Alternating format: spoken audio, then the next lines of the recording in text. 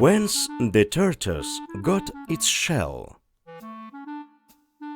Once upon a time, a tortoise sent her son to Woodpecker's house, instructing him to ask for a few burning coals. Woodpecker not only gave him coals but also 3 bananas. The tortoise's son brought them home.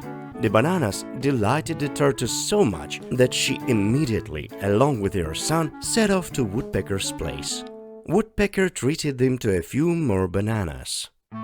"Where do you get these delicious fruits?" asked the tortoise.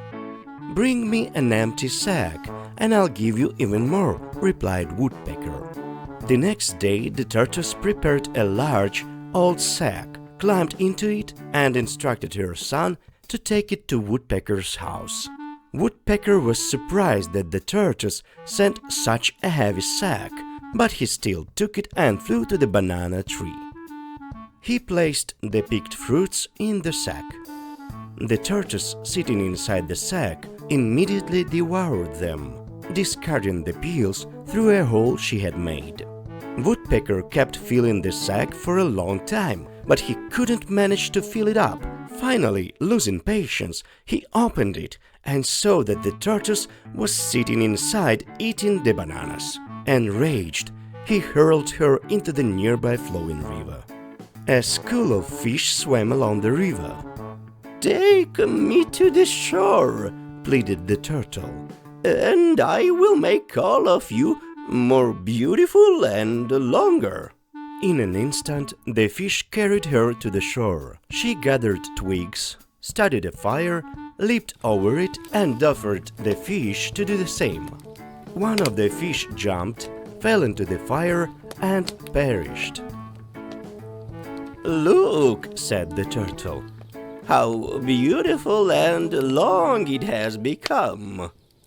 Then the next fish jumped and met the same fate. One after another, all the fish jumped into the fire and perished. The turtle gathered them, wrapped them in leaves, and set off for home. On the way, she was stopped by the lion.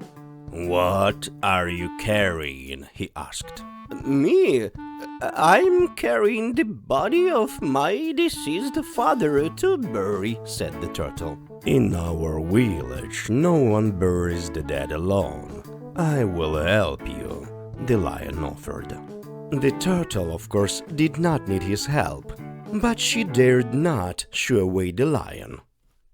"I must consult the spirits of our ancestors," she said, darting behind the bushes and taking a detour back home. However, the lion traced her footsteps and found her. When he barged into her house, the turtle was eating fish. "So this is how you bury your father!"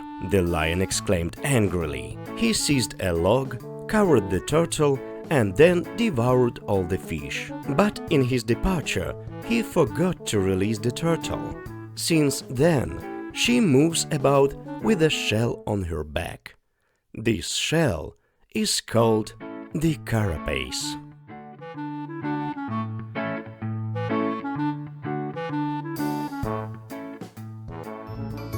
The Rabbit Reader read for you. Don't forget to subscribe and like. Thank you for watching.